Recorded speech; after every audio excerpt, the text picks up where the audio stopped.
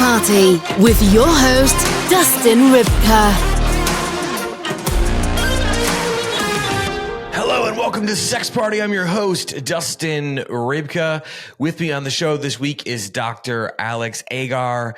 Dr. Alix Agar is a certified sex therapist. She's also a certified family and marriage therapist. We're going to dive into the wonderful, horny world of sex therapy.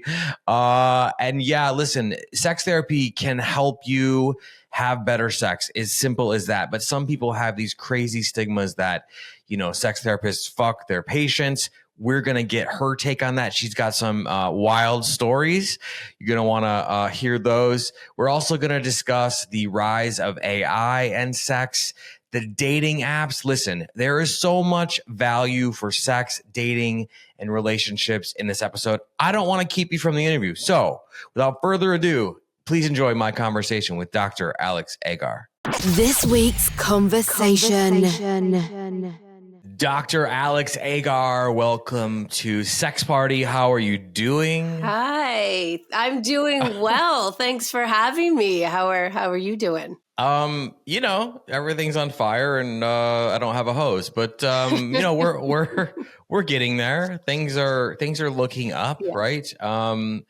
Spring will arrive at some point here in Chicago, but you know, I'm not going to complain because it's going to be a great summer. That's right. You're in Chicago. I love Chicago, but definitely only in I dated a guy who lived in Chicago and everything was great. Visited him a couple times. We were doing long distance and I went in the winter and I was like, we have to break up. And I'm from Toronto. I'm Canadian. Oh man. And yet it was still too cold for me. Yeah. Yeah. It can get cold. It can get bone chilling, but I feel like, you know, if you're from Toronto, you already know what that's about. Yeah. You're in LA now, correct? Yeah, I'm in LA and I've been here for a while, so I've shed the Canadian skin quite a bit. I bet. Yeah. Okay, out of Toronto, Chicago, and LA, this is a tough question. I hope you're ready. Which city do you think is the horniest and why? You know, I'd have to say it's a great question. I wasn't prepared. Let me think. I'd have to say, God, I want to say LA, but like the more I'm thinking about it, the more my brain's going like cold climate, cuddling up, like being naked. And like I'm having a vision of being under like a bearskin rug by a fireplace. I don't know where that's coming from. Yeah. So I don't know. I mean, I'd have to say LA. I'll go with LA because this is where I've lived for so long. And I don't know, people are really hot here. Not that they're not hot in Chicago and Toronto, but a lot of good looking people, a lot of scantily dressed people, right? It's hot all the time. We don't wear that much clothes. Yeah, I'll go with LA. Final answer. LA, final answer. So, but do you think people are actually having a lot of sex in LA? You know, based on my profession and what I do, I'd say no. Okay. See, this is great. And just to kind of cap this part of the conversation off, because I want to let you introduce yourself and get started with the episode. But like, we're having fun, guys. Just hold on. We're going to finish this part and move on to the next one. During the pandemic, you know, I was single. And I'd been single for a while and I'm like, where do I want to emerge from the pandemic, right? And I had lived in LA, fucking love LA. I don't care what anybody says. And when you fall in love with the city, you accept the good and the bad, right? Absolutely. And then I'm like, fuck, I love Chicago though too. And I'm like, damn, I just remember how horny the women were in Chicago and how it was just like this. You can go to a bar in Chicago and sit by yourself and somewhere between the first and third drink, you'll be approached. Yeah. And either you make a friend, you make a relationship connection, a fuck buddy, whatever it is. Yeah. But in LA, people are very like zoned out into their own thing, right? And that's it wasn't the ultimate deciding factor, but it was one of them. You know? No, that's a really good point. And Toronto too. I mean, I don't know about Chicago. I've only visited, never lived there, but Toronto is, and I would say Canada all around, is full of incredibly friendly people. I mean, when people hear I'm from Toronto, I get this every time. Hottest chicks, best strip clubs, nicest people. Those are like the three main things that everybody says. So yeah, that's a really good point. I think that people, oh God, don't hate me, everyone listening to this, but people aren't as friendly in LA. People aren't as likely to approach strangers. People often travel here in packs. So yeah, it's weird. You bring up some good points. It's a weird thing. And I mean, if you had to, why do you think if there's so many gorgeous people and so much health and like augmentation available in Los Angeles and it's sunny every day, you think people would just be like fucking in the street, right? So what do you think it is about LA that sort of, they just sit in traffic all day and just got charged $18 for a corn dog or what? Sure. To both contributing factors, I'm sure. The traffic here is no joke, right? Anxiety, it's so anxiety inducing. I think that a lot of people come to LA for specific reasons, right? Very, very driven humans that come here for fame, for fortune, for whatever their specific goal is. And so I think they spend a lot of time focusing on that, and relationships and dating often takes the back burner. Never mind the fact that, like, how the fuck do you even date in 2024? What I hear from my clients weekly, from both male and female clients, is just how difficult dating is, how difficult navigating the dating apps are, how difficult it is. Like, even if you match with someone or connect with someone and begin a conversation, then the person disappears. Like, to even get to the first date, how difficult that whole process is. No, yeah. And we're going to dive into that before, because I can just feel them in the audience just itching. They want to know who you are. They want to know what you do, right? Because you've alluded to it. It's fucking exciting. I'm super hyped that you're here. When you said yes, I was like, fuck yeah, this is going to be awesome. So for the people who maybe have never heard your name, they've never heard your voice, they've never seen your work, read your work, they don't know what's going on. Who are you and what do you do? My name is Dr. Alix Agar. I am a licensed marriage and family therapist and a certified sex therapist. But I'm a sex therapist. That's what I do. That's the community and the clientele that I see. That is what I am passionate about and love. And yeah, that's my everyday. Yeah, no. Well, we have so many questions. Actually, we have a small amount of questions, but I have so much intuition that I have a good feeling about this episode. So I hope everybody's buckled in, has a helmet on for whatever reason, and maybe a drink or a snack. Okay, so you talked a bit about the, we're talking about LA, and listen, neither one of us is shitting on LA. I fucking love LA. Love LA. Like, yeah, I'll probably be spending some time there for the show at towards the end of the year, maybe a few months. We'll hang out. Awesome. Doing some Los Angeles episodes, right? Like in person stuff. Maybe I'm giving away too much, but it's okay. And so we love LA, but you do bring up this thing that, how do you date in 2024, right? And the dating apps have become this weird, it's like social media. Everything was fine until the fucking algorithm robots came in. Yeah. And so now it's kind of like that in a similar way with the dating apps. Yeah. And it's like, how good is a product if it does its job once and then you never use it again? So I do feel like, and in the past I've criticized dating apps just from a personal standpoint. But I was kind of using them more to try to like hook up and shit and whatever. But it does seem like if you don't come back to the dating app, you don't buy the paid version, then they can't, sell you more, vagina deodorant or whatever in their ads. So or Manscaped, right? Please both those products sponsor the show, but what do you think it is about the dating apps in 2024 that has gotten so insane?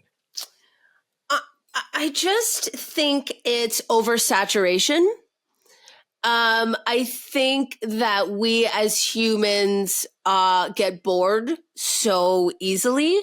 I think that we as humans are incredibly lacking in social skills now because of technology. And I'm very I always say to my clients, I'm like Switzerland, right? I'm totally fucking neutral when it comes to dating apps. I was on them for probably a good 7 years here in LA. You name it. I don't think I did Hinge at the time. I don't think Hinge was around, but I did them all. So I was out there. I was out there in the trenches. I know what it's like. I can empathize. But if you hate them and they just really do you a disservice and they're bad for your ego and your self-esteem, totally fine. Get off them. But for me, it's not that I'm a control freak, but I would feel like at least I'm doing something to work toward the end goal. I'm not kind of just sitting back and going fuck it. I'll just see, if I bump into a guy at the grocery store, I'm taking control over what I want. So, but that being said, I think they're oversaturated. I think people get bored. It's very much people want instantaneous action. And I don't mean sex necessarily, but I mean cool, we've matched. What are you doing tonight? Tomorrow you want to meet for a drink? And I feel if you're well, I'm not really available until a week from Thursday, people are peace. And they move on and they swipe to the next attractive person. It's tough. I mean, it's really tough. Yeah. And if you're not, I almost want to say trained, right? If you're not trained in the ways of dating apps and you don't, I mean, you have to be an assassin to really get what you want. Yeah. And you got to be closing that deal very, very quickly. Yeah. And then, sometimes you're going to get ghosted or stood up or I can't make it. You have to be willing to really take a pounding and not in a good way. Yeah. To be able to hang in there. Absolutely. What do you think that's doing to people's mental health? That's fucking it up. It is, right? How scientific is that? It really is. It's so difficult to meet somebody authentically, as they say. And again, I just thought of something as we're talking, and I was thinking about the other cities. Even though LA is a city, it's not a city the way Toronto and Chicago is, right? There's no real public transportation here. You're not going to meet someone on the subway. You're not going to, so the chances of meeting someone authentically out in the world, out at a bar, out at a grocery store, at the gym are pretty low. So, I think it's really terrible for your self-esteem. I always try to help clients separate the difference between sort of the ego and the heart. Nobody can reject you before they even meet you. Nobody can even reject you after one date because they have no fucking idea who you are yet. Yeah. And we don't know what's going on in their life, right? It's always oh, it's me. I didn't say the right thing. I'm not hot enough. You don't know if that person is struggling with their own sexuality and trying to come to terms with their own sexuality. You don't know if that person, just got out of a real relationship, if their mom just passed away. We only know what they show us and what they want to tell us. And you really have no idea who someone is. Yeah, no, not at all. And even if you get to date 3 or 4, what do they say? That you're not meeting the real person, you're meeting the representative. Yeah. Yeah. Yeah, that's wild. What do you think is worse for the human condition? Social media or the dating apps? You asked the good questions, my friend. I'm going to have to go with social media. Okay. Yeah, I'm going to have to go with, I can only imagine. I mean, I was lucky enough to not grow up with the phone in my hand and with social media. And I can only imagine what it would be like to I mean, I go through it now when I'm in that state. What do they say? Like, comparison is the thief of joy, right? But like, Oh, wow, you yeah. could be feeling so fucking good about yourself. Like, I'm awesome. I'm hot enough. I got my PhD. Like, I'm living my best life. And then, God forbid, a clip of the fucking Kardashians come on. And I'm just like, oh my God. I'm like, I'm not rich enough. I don't have enough plastic surgery. Like, and I feel like I'm usually a pretty secure, confident, overall healthy human. So I can only imagine growing up with that in all the vulnerable years and adolescence and just scrolling through the phone and comparing yourself to every single beautiful person who is, you know, not really giving us the most accurate representation of who they are now with like the freaking, you know, apps that change your whole face and stuff. So yeah, social media is tough. I feel like it would start with social media. That would kind of come first before a lot of people even hit the dating apps.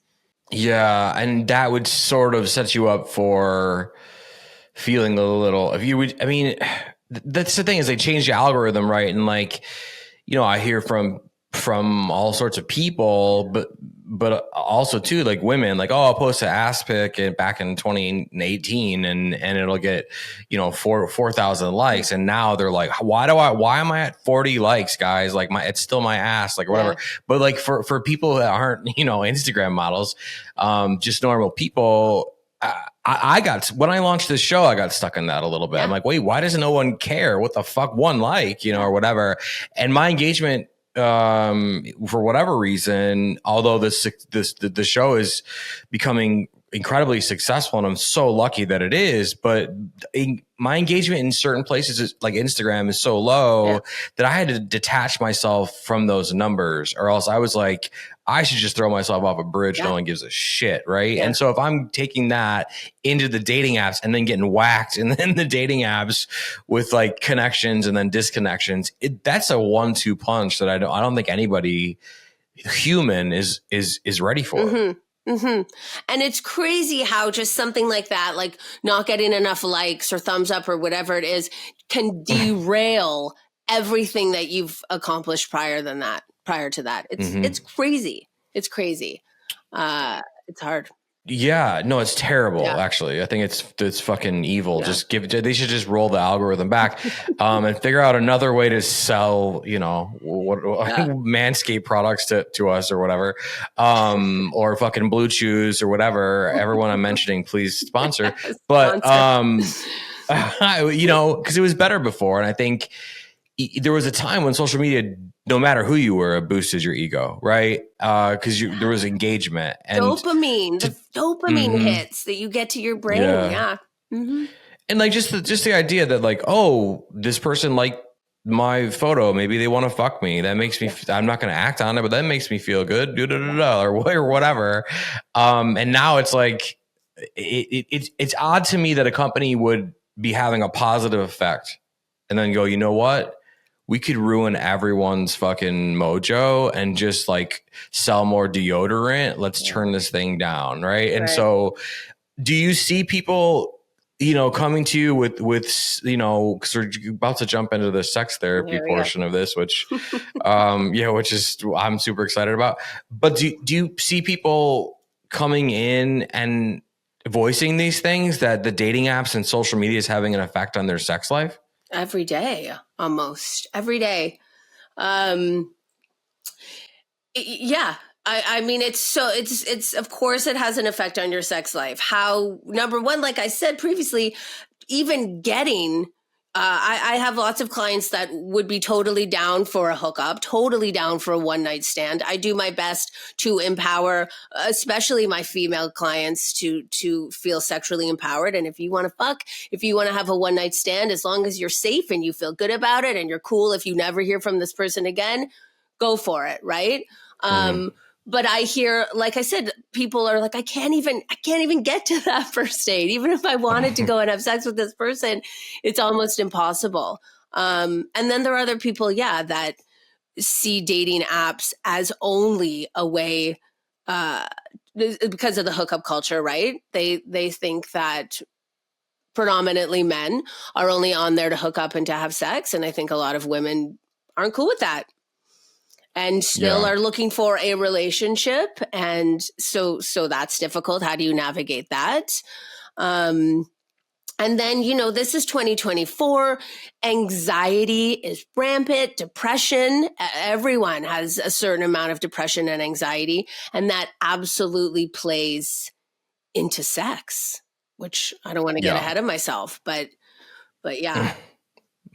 Well, yeah, I think you're ahead of the curve, and everything that you're doing, whether it's your work or social media or everything you just said, and that's why I'm incredibly grateful to have you on the show. So, with that being said, because we talked when we first connected before we started recording, we talked about how sex therapy is very stigmatized.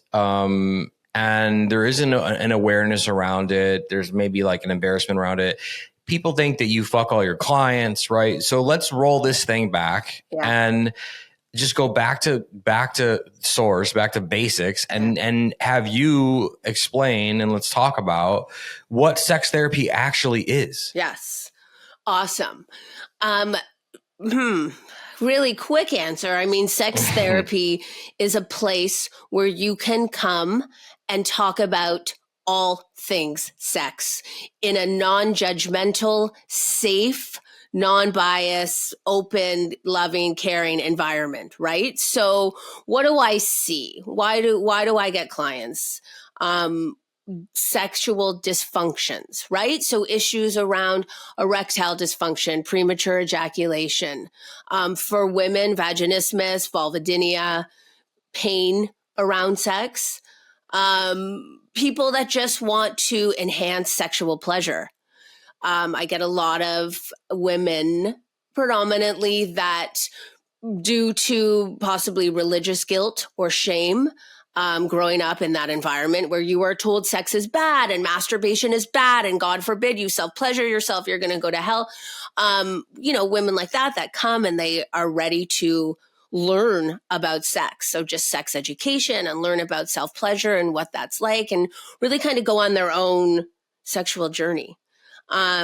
Improving communication with couples. That's a big one. You'd be surprised. It always surprises me. One of the questions I always ask at the beginning of therapy is, what do you like? And what does your partner like? And I get like blank stares. And I'm like, wait, what? You don't talk about this? You don't talk about what turns you on and what turns you off and what you want to try and what you want to do and things you're open to and your bottom lines and things you will never do. You don't talk about this? And people don't. People don't. So it's tough. What a travesty. Yeah. Why do you... I mean, and this is, another big fucking question, but why do you leave it to me? Why do you think that is? I mean, multiple factors, but dozens of factors probably, but why would a couple not communicate what they want? Is it they're embarrassed because they were told not to talk about sex or whatever? Is it the church? Is it fucking...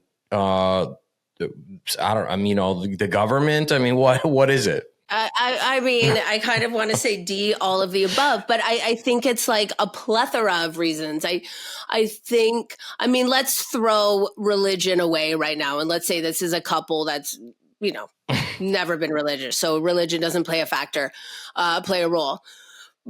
I think that people get into ruts. We know, and I'm sure you've had people come on here and talk a lot about this, but we know that sex in the beginning of a relationship is fucking awesome. Mm-hmm. You're banging on the kitchen floor. You're ripping your clothes off is when you're coming in the door, right? You're getting all those dopamine hits. You're falling in love. You're falling in lust. And so you're having really, really good sex. Unfortunately, I don't want to burst any bubbles and make anyone really sad. Sex fades. It goes away. I wish it didn't. I wish in all the relationships I've had, I'm a cisgendered, heterosexual female. I'm attracted to men, and I wish in all the relationships that I've had, the sex stayed the way it was. But it doesn't. It gets boring. It becomes monotonous. And I think what we have to do, what we have to do is break out of the mold, right? Try new things. Talk about things that you want to try. Make it sexy. Plan date nights.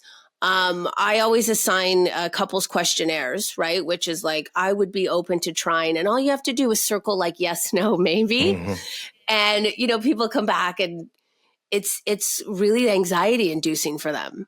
I don't know. It surprises me all the time because, wow, you've been married to this person for 10, 20, 30 years. You talk about everything. You've got kids together. Like, you go to the bathroom with the door open, I'm sure, right? But you cannot say, you know what, babe, I let's spice shit up and like think about having a threesome. Maybe people are afraid of hurting each other's feelings. Maybe there's shame. Like, you're a heterosexual man. I see this more often than not. You're a heterosexual man and you enjoy prostate play or anal stimulation, but God forbid you share that with your partner because she may judge you or so you got to talk.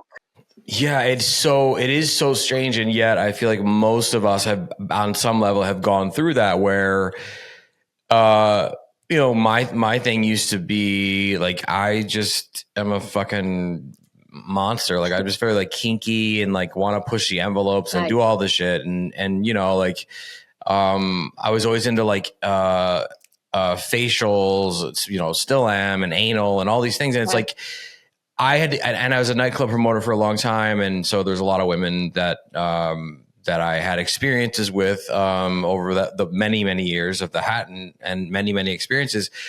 And I had to make a choice. It was like, we're going to be very upfront and very open and honest, like right away, even if it's just someone that you're getting a drink with at the bar, or this isn't going to work sexually for you because you're going to wind up in so many situations where, because I had girlfriends in college, I had girlfriend that was pretty, open and honest. But when I had access to that many women and they were kind of like, and I could totally stop hitting on people. They were coming to me. It's like, okay, now you need to voice, hey, like, you don't know what you're getting yourself, and it would be like a jokey thing. But then I would be very honest and just say like, I really like these three things, and you'd be able to just separate who was going to be a good time and who wasn't for me personally by being open and honest. But then I don't think that, no one's going on a first date and asking for to come in someone's face or something. I don't think. Maybe, I don't know. No, but let me turn this back on you, or keep this on you rather right now, because I'd love to know, like, what was it like though the first time you had to turn to that person and go, I really love it when a woman sticks her finger up my ass. That couldn't have been easy, like the first couple times. Yeah, well, the thing for me is like, again, I was very dominant, right? And for that particular one, like, I don't think I've ever really asked that, like, oh, it's okay to play, stick your finger in my ass, play with my ass, like prostate, whatever, until I was like really confident in myself and in like some sort of scenario where it wasn't someone was going to run around like, oh, Dustin, loves it, whatever. And then I was like, I got to a point where I'm like, who gives a shit about anything? You know what I mean? Like, I'm already telling these people that I want to like, tie them up and fucking slap them around and like, come in their eyes and whatever. Like, what the fuck cares, But that first step, I think for me had to be, it had to be natural and easy, right? Personally, because it was almost like a different version of myself or a different personality. I was going to host. I knew I wanted to be this nightclub guy, this promoter, this thing, but I wanted, and just like this podcast, I wanted to be more. I wanted to be bigger. So I had to embrace getting up on stage in front of 1,500 people and being the actual, like, hosting it, right? The first time I did that, it was like, hey, everybody, and, you know, whatever, right? The DJ like took the mic from me, like, no. So you have to learn those things fast, you know? And so I sort of developed this, I don't know, more confident version of myself. Yeah. So that I could slip into that, you know, I could just jump right into it. And so it was no different that with the sex stuff, because it's like, if someone's not into it, why would I have sex with them anyway? Right. And like, if she's not into it, like, maybe her 3 friends are, I don't, you know, so for me, right, I just had to play the odds. But you know, that's a different scenario, but that's the advice that I would give, is just to practice makes perfect, and don't be a creep. Agreed. But that's hard for people, you know? I mean, yeah. We talk a lot about openness and willingness. Those are the words I like, right? You don't have to love this, but try it out for me. I always say, like, let's be like researchers or scientists, right? I'm going to throw shit at you and you can come back to me and go, Alix, this was an amazing exercise. This was life-changing, where this, you know, this totally made us come and want to have sex all the time. Or, you know, it was really anxiety inducing. Don't want to do it. Didn't work. Don't love it. Right. But like, let's be scientists and researchers, and let's figure out, keep a sex journal, keep a masturbation journal. But like, who knew? Who would ever know that like spanking could be a sexual pleasurable thing, unless that first fucking man or woman bent over without them and said, spank me, you know, with that paddle. So be open and, you know, be willing. Also, just realize, like, I don't want to burst anyone's bubble, but you're not alone. Like, if you have a weird fetish or kink that you think like nobody else in the world has, I guarantee there's a community of people out there that are like-minded. Right? Like, people come to me and they're like, all this guilt and all this shame, and I feel so awful, and I'm a terrible person, and I'm a pervert or a freak. And it's like, first, I'm going to normalize, because we know that all sex is good sex as long as it's what? Pleasurable and consensual. So whatever you have going on, if it feels good and it's consensual, I'm going to tell you that it's fucking awesome. And do it. And let's try to find you a group of people. If you don't have a partner, there's a community, there's a group of people, there's a dungeon where they do this kind of, you know, there are other people that are into it too. I promise you. Yeah, and you keep saying, I don't want to burst your bubble. Burst their bubbles. Let's burst some bubbles. Yeah. This is fucking awesome. And I think that's why they're here, is to have their little matrix fucking blown up, and so that they can, you know, build their own. And, you know, people, I've had guests actually disagree with me on this that are way smarter than I am. But I do think, again, I'm only speaking from my experience, so be careful, everybody. But disclaimer, don't take it from the party boy, but I will say it again. 90% of the time that you tell someone that you already established a relationship with, that you want to like put a gag in their mouth or shove their underwear down their throat or do anal or role play, whatever, they're going to be excited and happy about it. That's just what I believe, but I bet a lot of people push back on that. So what are your thoughts?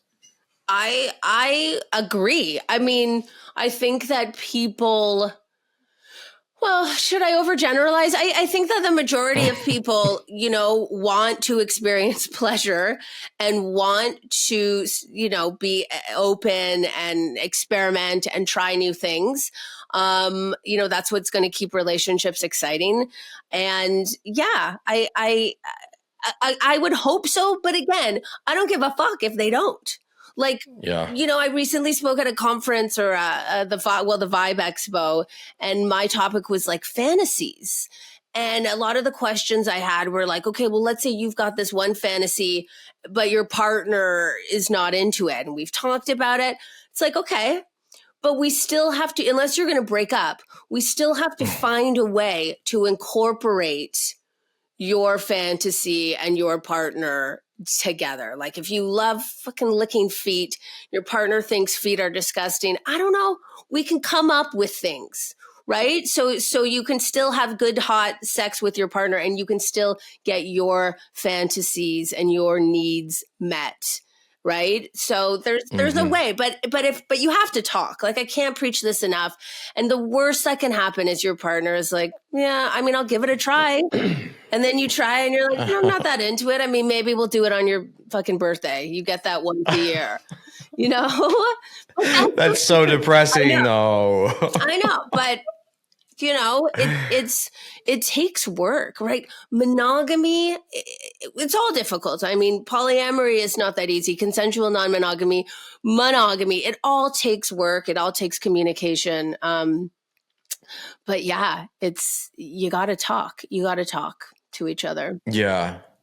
Well, okay. So your clients, are they primarily couples? Are they primarily women? Are they all over the board? All of them.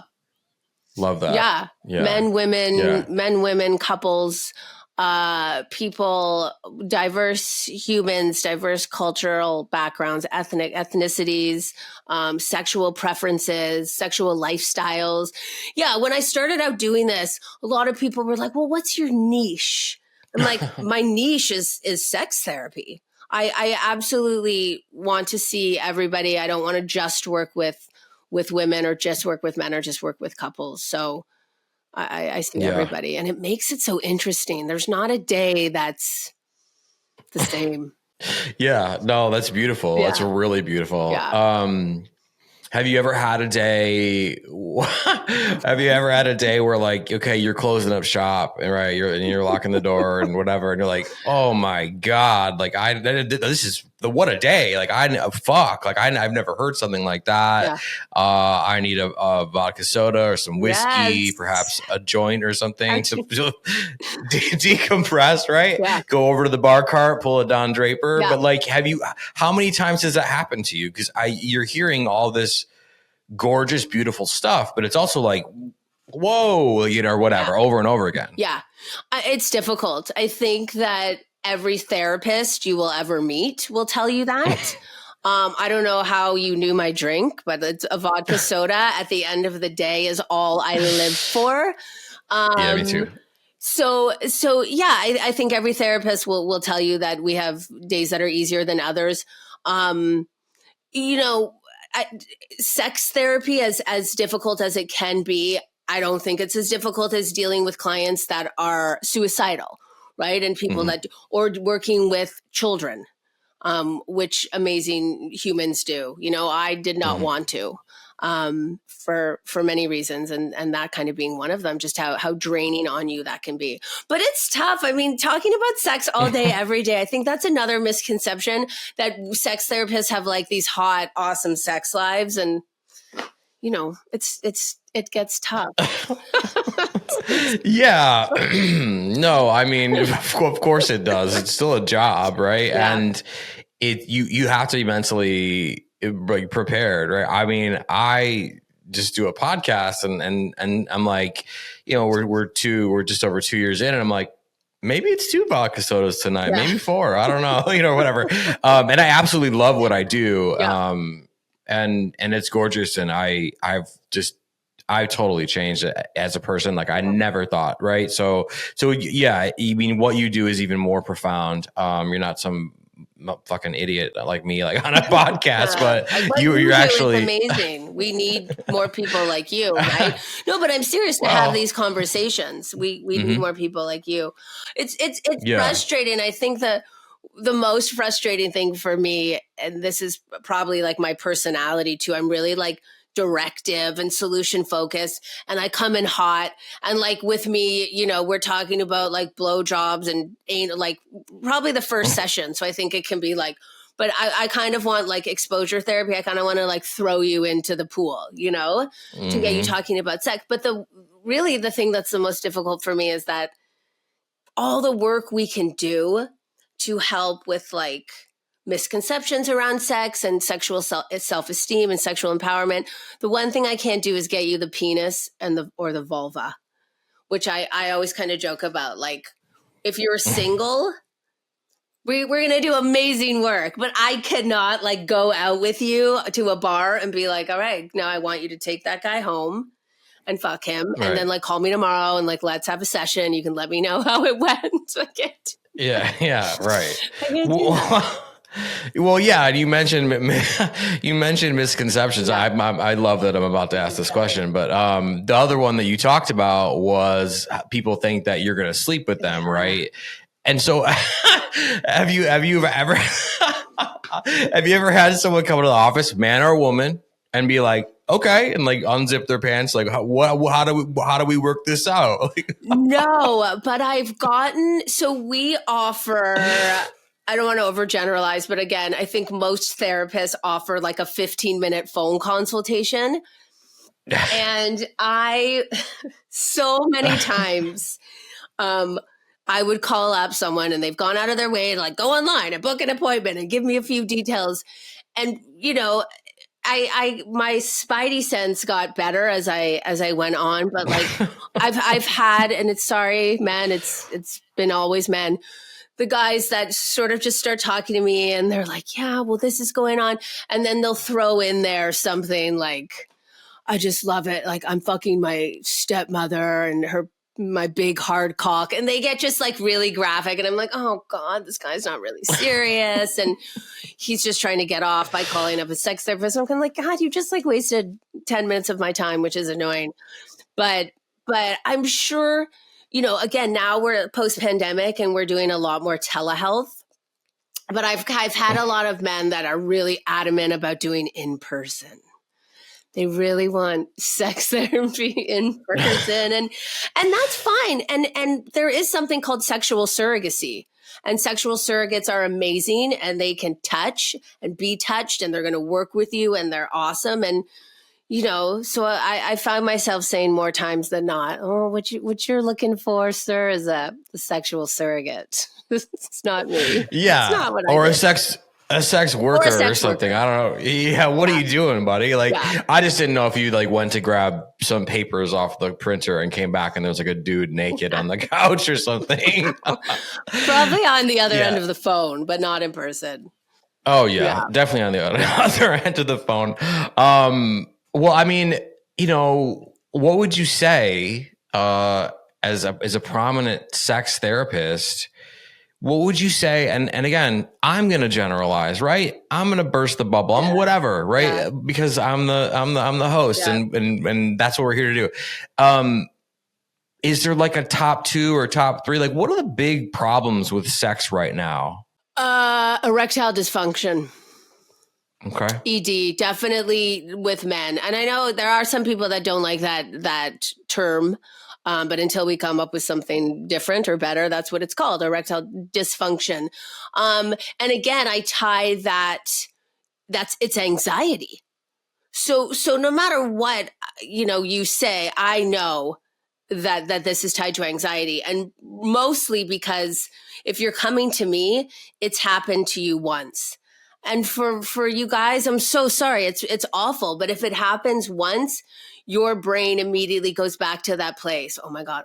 Is it going to stay hard? Is it going to get hard? Are they going to get disappointed? Are they going to break up with me? Is it going to be, oh my God, how tragic and embarrassing and awful. And so it's like this vicious cycle. How do you get out of your head? How do you get out of your head, which is the goal? Get out of your head and get present in your body and focus on pleasure and what feels good. But it's easier said than done.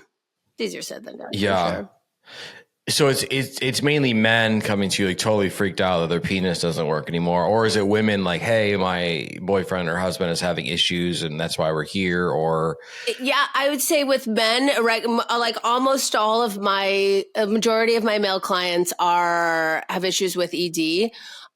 Or it's couples with low desire, low libido, or sometimes individuals come by themselves and they're like, you know, my husband and I talked, or my wife and I talked, and we haven't had sex. We're not having sex as much, and like my libido's in the toilet, and you know, and if they come by themselves, I'm like, it's not really a you problem. It's kind of like a you problem. Where's your partner?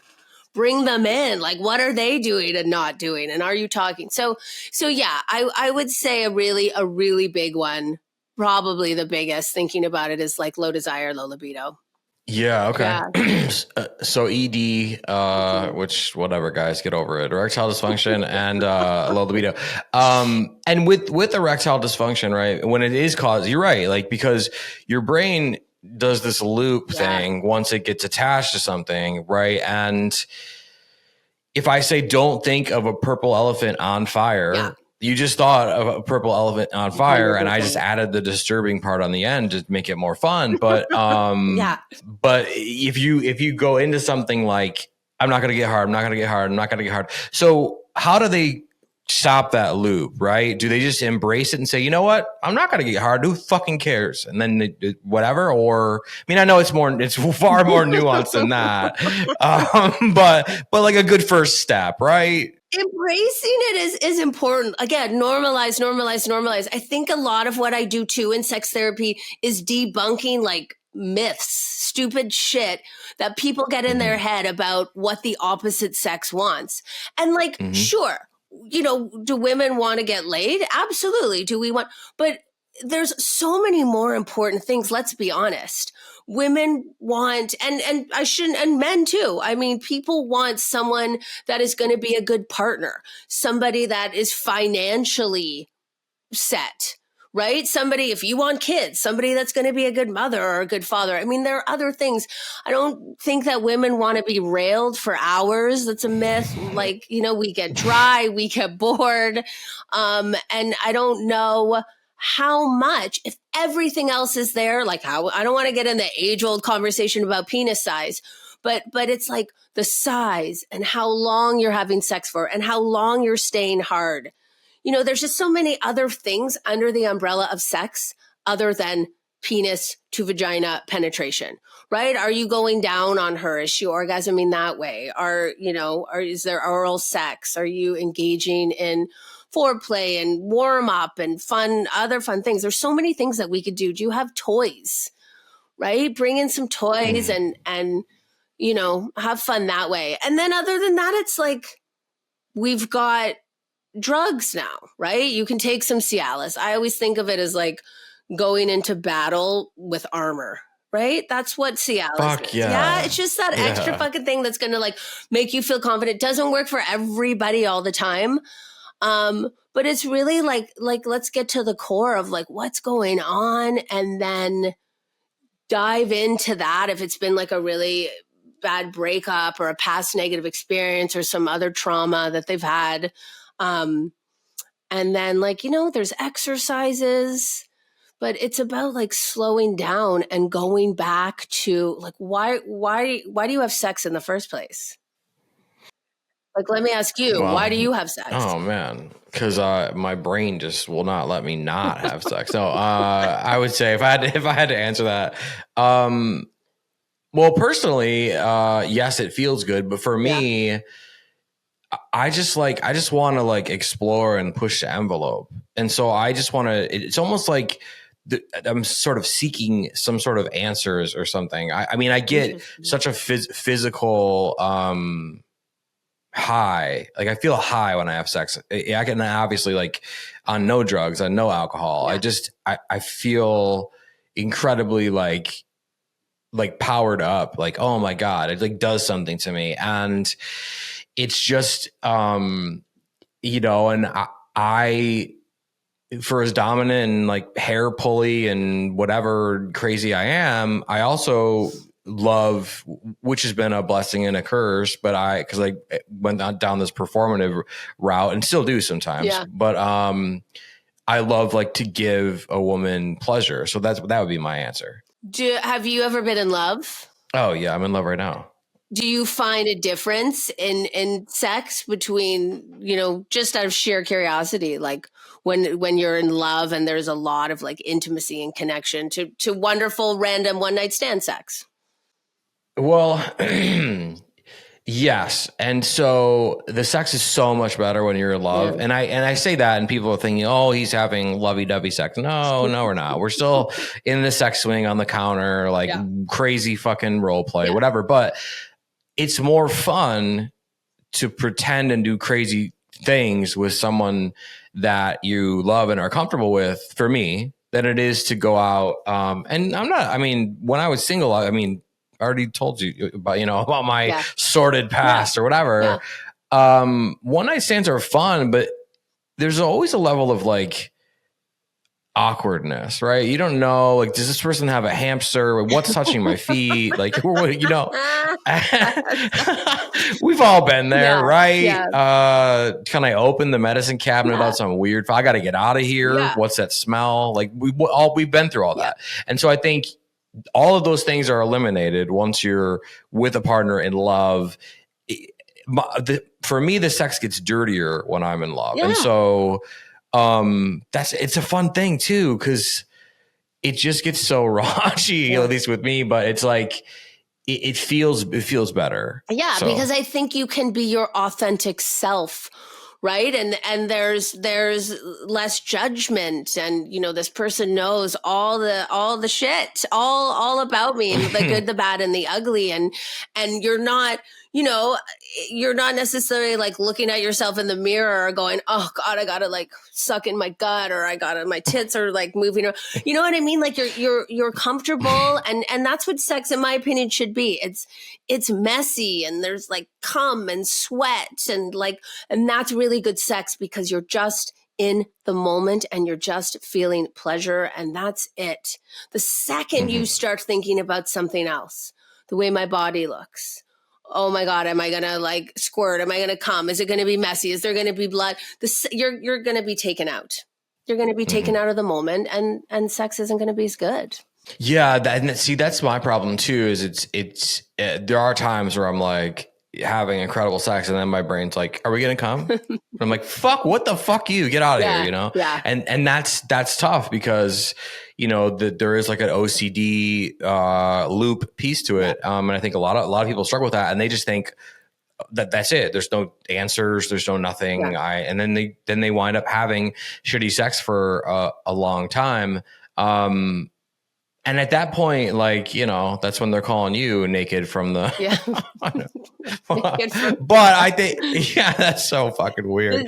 And then just really quickly, see, you could get me talking for hours, but the focus, I'm so glad you said that, because the focus on the orgasm is fucked. Like it's great. I mean, we know factually that only 20% of women come through penetrative sex, right? We know this. We know that it's more difficult for women to come than men, biologically, physiologically, right? We know that it takes longer. So focusing on that is just such a waste of time. I am one of the people, I never have had an orgasm through penetrative sex, but it doesn't stop it from being like this wonderful, pleasurable, connective experience. But the second I'm thinking like, am I going to come? And I'm going to come. Or again, men, when you're going down on a woman and it's like, are you there yet? Are you coming? I really want you to come. Stop it. It's like, stop sending dick pics and stop worrying about. No, I want you to worry, but like, stop bugging. Just, you can worry about it. But yeah, it's, and I have a lot of clients that come and female clients that have never had orgasms, and maybe they're in their 20s, 30s, and even 40s. And it's like, it's okay. You are capable of it. It will come. Now you spent the last 10 years thinking about this, and you've created this 3-headed fucking monster. And yeah, you got to stop thinking about it. It'll happen, and it'll be great when it happened, but focus on all the other reasons that sex feels good.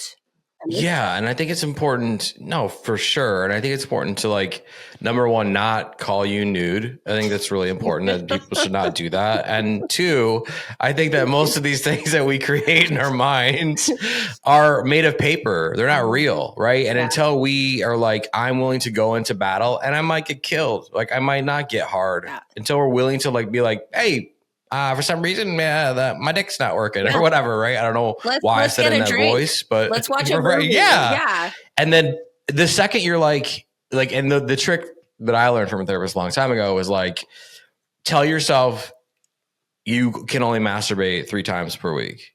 And all of a sudden your body goes, wait, what? And no, those 3 times become really important, and do that for a while. And it sort of builds this important, and then your orgasms get stronger, and now you're like, oh, okay, I see. When I take the fear away, I can work with that now. Like, who gives a shit? Do a cannonball into the bed and fucking, exactly. But also knowing this is again why masturbation is so important, knowing what feels good in your body, right? So you can then communicate it to your partner, get that vibrator, stimulate your clitoris, play with your body, play with your vulva, explore your body.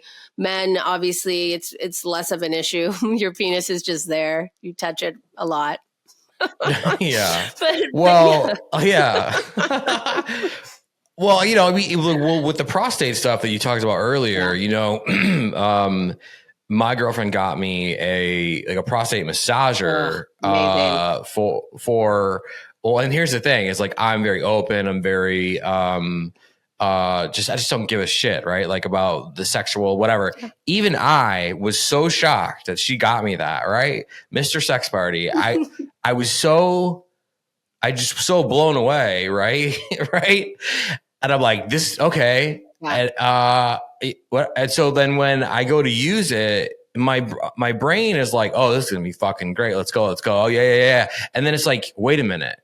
What is this? And even though I'm like, I don't give a shit, right? I'm very open book, very like comfortable in my sexuality. Even my brain, like somewhere in my lizard brain, was like, what does this mean about you? And I'm like, shut the fuck up. Like, and I had to like really like get over it, like work with it, like figure out like, okay, this thing is in your ass, it's like vibrating, and you're with your girlfriend, or you're looking at Dua Lipa, or whatever it is, like, whatever your thing is, that's what you're doing. But there is like this cultural thing that we've just been taught.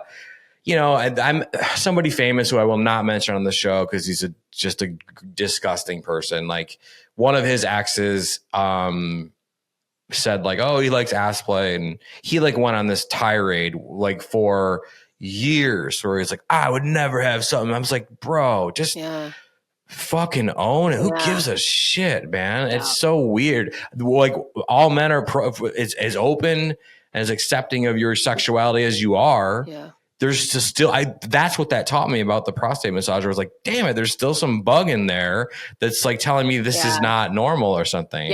And I understand why. And it makes sense why. And I would never come at any man and say, oh, you're a terrible person, you're an idiot. I know, of course, where that comes from, right? The messages we receive from society and media and religion and culture and all of the things. But you know what I say? It's a damn shame, because men could have been known to be multi-orgasmic. And I have had men that have, it's really cured or helped with their ED. And it's a wonderful thing. Imagine if like you replace the anus with like nipples, like what it meant every time you like engaged in nipple stimulation. So we could never, oh my God, it means I'm this, or it means I'm that, or I'm a deviant. It's just a part of the body. It's just a part of the body that should probably get a little more of attention. It's the same with the nipples. Yeah, well, absolutely. And like, to not know what a full blown prostate orgasm, like, oh my God, I think I see the source of it all. It's like the see God orgasm, right? Like for men, right? Because that's where our fucking G spot is. Absolutely. So, I mean, I know it's not a one shot, but my advice is just try to get over it, Try to get over it. Openness and willingness. Even if you're doing it by yourself, go out and get like a good butt plug or a prostate stim, and go do it alone in the privacy of your own home, in your own bathroom. If you're worried about asking your partner or engaging in play with your partner, do it by yourself. You don't have to tell anyone, but like, enjoy and try something new that I promise is gonna feel good. Yeah, it's a game changer for sure. Okay, and so like 3 more things, and I promise I'll let you leave the party. But one, are we having more or less sex since the pandemic ended? Again, right? It's kind of tough. version is always going to be skewed because when people are having a lot of really good sex, they don't come to me, unfortunately. Sure. But based on all the things, like kind of coming full circle back to where we started, based on anxiety, depression, the dating apps, how many people now are working from home? I mean, where do you meet someone? A lot of the times, I know in my life, I bartended for years, right? I would meet guys either at the bar that worked with me or that, guests or patrons that came in. Now a lot of people are like working from home. A lot of people aren't even going into work or don't even have the option of like having that work affair or, meeting someone there. I have a lot of clients that it's hard to even like make friends. And again, it kind of could be an LA thing, but like, now we have that Bumble BFF app, and that was started because there was a need for it. People are even having difficulty making friends. So my long-winded answer to your question is we are having less sex post-pandemic. That's what I believe. Well, first of all, that's not long-winded whatsoever. And I would agree with you. Yeah. And I've looked at the statistics, and it's fucking scary. It's scary. Yeah. Yeah. What role do you think like AI is going to play with that? Oh, this is such a great, interesting topic. I think AI has already played a huge role in all things sex. I mean, I don't know. Did you ever go to AVN and like see the sex dolls? Like even like 10 years ago, they were amazing. Like even 10 years ago. So I and now we're going to have like, I'm sure if it's not already happening, the virtual where you put on the eye goggles and you go and have sex with whomever you want. So I think that, it's also going to fuck with our social skills as all the gaming and computer stuff and social media does, and being attached to computers and cell phones and laptops and, iPads all day. But I think people might go, yeah, screw it. I mean, why do I want to go through rejection? Why do I want to pay for dinner? I can, come home and have sex with my AI bot. And that's not, there are, for whatever cons I could come up with, there are pros. I heard a story about an old man who lost his wife, and they loved watching movies together, and he got this kind of AI bot. And you can program, like she can go on Wikipedia and like learn all about the movie, and then they can talk about it after, which is like kind of like, oh, sweet. And, so there's going to be pros and there's going to be cons, but it's happening and it's going to have a huge impact. Yeah. Sure. I mean, I just had a really famous adult star on, and she signed her likeness and did all the Q stuff. Yeah. And now she has an AI bot, and her AI bot will do anything you want. So like we're already there in terms of, we just need like the suit to wear, whatever. I mean, it's coming. It's right around the corner. They already have like the gloves and shit or whatever, but like, we're on the precipice for sure. Mm-hmm.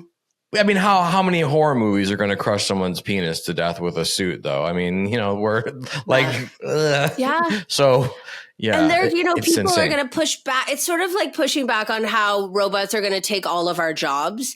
And I'm sitting here going, well, I don't know. Is a robot ever going to be a therapist? Because can they show empathy but who knows, like probably in like 10 years they can, or they can show something that's similar to being empathetic or saying things like, wow, that must be really hard for you. Sounds like you're having a really hard time, Bob. I don't know, but it's something scary that we're all just gonna have to fucking run with. Sure. Yeah. There was a time during the pandemic where I'm like, oh, cool, sex toys and porn. Like why would I don't ever want to leave. Right. And then AI came after that. I'm like, oh shit, this could really be a thing. Yeah. Okay. Here at the end of the episode, I can't believe this went by so fast. So I'm going to definitely, have to bring you back. I already know the audience loves you, so they're cheering right now. But at the end, take as much time as you want. Let's say somebody's out there they're desperately craving sexual connection with someone, whether that's a relationship, whether they want to go to a sex party, whether they want to, be tied up in it, whatever. And, or there's someone out there that just wants human connection. Yeah. It just doesn't matter, woman, man, whatever, from your deep well of all this knowledge, right? From all your experiences, all the vodka soda doubles, all those days, right? How would you advise them to go about maybe taking a first step towards this? They don't want AI. They don't want anything. They want something genuine. They live here. Nice. Yes. If you live in LA, go book a session or 20. No, it's how do you do it? All the things that we've talked about today, right? You have to, I would suggest, as annoying as these apps are, and if you need therapy, seriously, to help you through navigating these apps, talking to someone about how fucking annoying they are, making sure that your self-esteem stays up, right? And your confidence stays up throughout this journey. Reach out to a therapist. But yeah, I would say get on the dating apps, and as well as keep your eyes open when you go out. I think a lot of us go to bars and we go to events and we go to dinner with our friends, and you have to be aware of your surroundings. There could be a really beautiful human that you want to hit on, but like if you're totally immersed in just the person you're with, not to say like don't pay attention to your friend or whatever, but I would say just be like really aware of your surroundings and be open-minded and keep an eye out, be ballsy, be brave, approach people, ask for someone's phone number. The worst they can say is no. You have everything to gain, right? What's my favorite expression? With great risk comes great reward. So, take a risk, be ballsy, be brave, ask for the phone number, and, get on dating apps if you want to feel like some sense of control over this kind of like mysterious thing called dating and chemistry and meeting somebody. Yeah. But like persevere and keep your chin up, and don't like get down when shit goes wrong, because it will. Like be really hungry and be focused on like the end goal. And someone once said to me, I want to meet someone. I'm going to treat it like a job. When I don't want to go out, but I have a date, I'm going to like fucking grab a vodka soda, pick a bar down the street, have an excuse in your back pocket in case it doesn't go well, like you have an early morning, but like take every opportunity because you never know. God damn, what fucking good advice is that? And yeah, don't be afraid to burst someone's bubble or burst your own bubble. Get in the fucking game. Dr. Alix Agar, thank you so much for being here. This was fucking awesome. It was awesome. It was my pleasure. Yeah. I disagree. It was my pleasure. And I was definitely going to bring you back. Okay. Let's tell these party goers, if they want to work with you, where can they find you? If they want to follow you, where can they find you? Awesome. You can find me. My Instagram is Dr. Alix Agar, and it's with an I, ALIXAGAR. I always say like Sammy Hagar, but like without the H, right? So Dr. Alix Agar is my Instagram, Facebook. My website is www.dralixagar.com. So it's all Dr. Alix Agar, ALIXAGAR. Yeah. And come and do some sex therapy. I will fit you in. Yeah. And so you're telehealth. So someone living in like Utah could absolutely book your services. Absolutely. Shout out to Utah. Yeah. Shout out to Utah. Anyway, I have no idea. Someone living in like Italy or Alaska or Istanbul. Yeah. You like anywhere you are, we can, act as a coach. Cool. So yeah. Yeah.